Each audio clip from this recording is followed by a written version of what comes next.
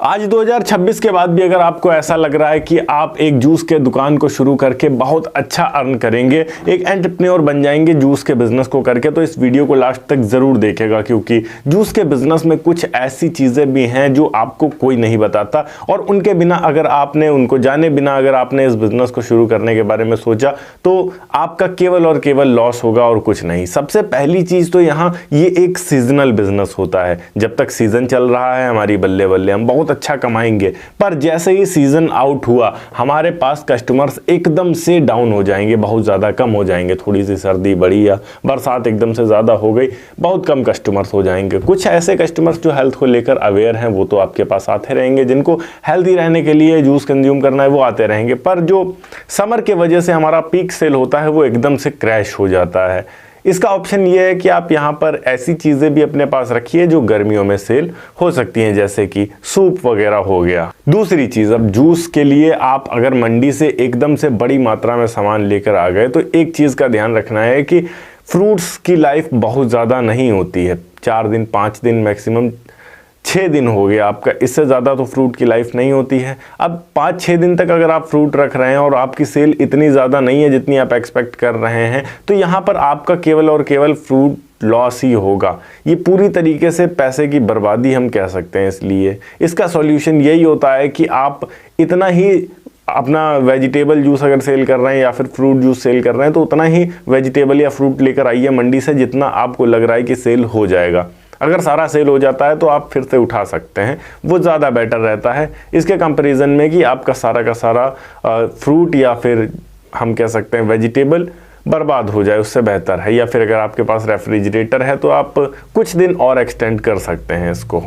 तीसरी चीज़, अब जूस की दुकान एक ऐसी दुकान हो गई है जो जगह जगह आपको देखने को मिल जाएगी, तो कंपटीशन बहुत ज़्यादा हाई होगा इसमें। आपको अगर आपको अच्छे से सरवाइव करना है तो हाइजीनिक तरीके से आपको जूस सर्व करना होगा। जो भी कस्टमर आपके पास आएंगे उनसे वेल बिहेव करना होगा। आप किस तरीके से अदर जूस वालों से अपने आप को अलग कर सकते हैं इसकी कोशिश आपको करनी होगी, तभी ज़्यादा से ज़्यादा आप कस्टमर्स को अट्रैक्ट कर पाएंगे, क्योंकि इसमें कंपटीशन वाकई में काफ़ी ज़्यादा हाई हो रहा है आज के समय में। पॉइंट नंबर 4, अब यहाँ पर आपको दिन भर इसमें काफ़ी ज़्यादा मेहनत करनी पड़ती है। दिन भर फल काटना, छीलना, उसके बाद मशीन में डालना, जूस निकालना, फिर मशीन साफ़ करना, फिर बर्तन साफ़ करना, इन सब चीज़ों में दिन भर काफ़ी ज़्यादा मेहनत रहती है और दिन भर आपको करना पड़ता है। और अगर हम प्रॉफिट की बात करें तो प्रॉफिट उतना ज़्यादा नहीं होता है जितना आप एक्सपेक्ट करते हैं। आप ये नहीं है कि 3 गुना 4 गुना कमाएंगे। हाँ, यहाँ 20 से 30% तक का प्रॉफिट हो जाता है, पर 70 से 80 या 100% तक का प्रॉफिट अगर आप एक्सपेक्ट कर रहे हैं तो ऐसा बिल्कुल नहीं होता है। एंड पॉइंट नंबर 5, अब बहुत सारे मेरे मित्र हैं जिनको जूस की दुकान तो शुरू करनी है और प्रॉपर लोकेशन नहीं मिल रहा है, तो वो कहीं पर भी शुरू कर देते हैं और वहीं उनका बिजनेस ठप हो जाता है, क्योंकि ये बिजनेस पूरी तरीके से लोकेशन पर ही निर्भर करता है। अगर आपने गलत लोकेशन चुन लिया तो आपका बिजनेस वहीं ठप हो जाएगा। तो हाई फुटफॉल एरिया होना चाहिए, हेल्थ कॉन्शियस लोग होने चाहिए वहाँ पर, और जूस पे खर्च कर सके ऐसी लोकेलिटी होनी चाहिए, तब जाकर आप थोड़ा ठीक ठाक सा कमा पाएंगे वहाँ।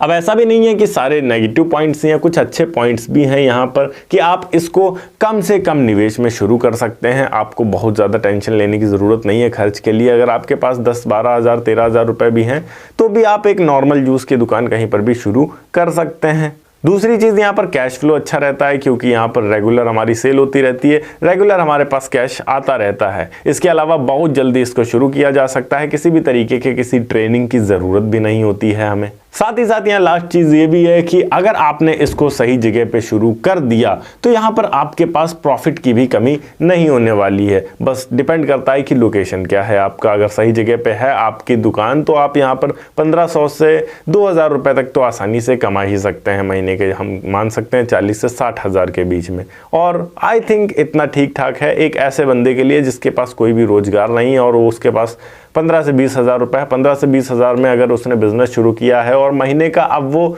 40 से 50 हज़ार रुपये तक कमा रहा है तो कुछ गलत नहीं है मेरे अकॉर्डिंग। पर वही चीज़ है कि थोड़ा बहुत स्ट्रगल है, थोड़ी बहुत ऐसी चीज़ें हैं जिनको आपको जानकर चलना होगा। ओके गाइस, ये थी एक छोटी सी वीडियो कि किस तरीके से आप जूस के बिजनेस को स्टार्ट कर सकते हैं और इसमें कौन कौन सी समस्याएं आने वाली हैं। अगर वीडियो अच्छी लगी हो तो वीडियो को लाइक करके चैनल को सब्सक्राइब जरूर कर दीजिएगा। मैं मिलता हूँ आपको नेक्स्ट वीडियो में एक नए टॉपिक के साथ। तब तक के लिए जय हिंद, वंदे मातरम।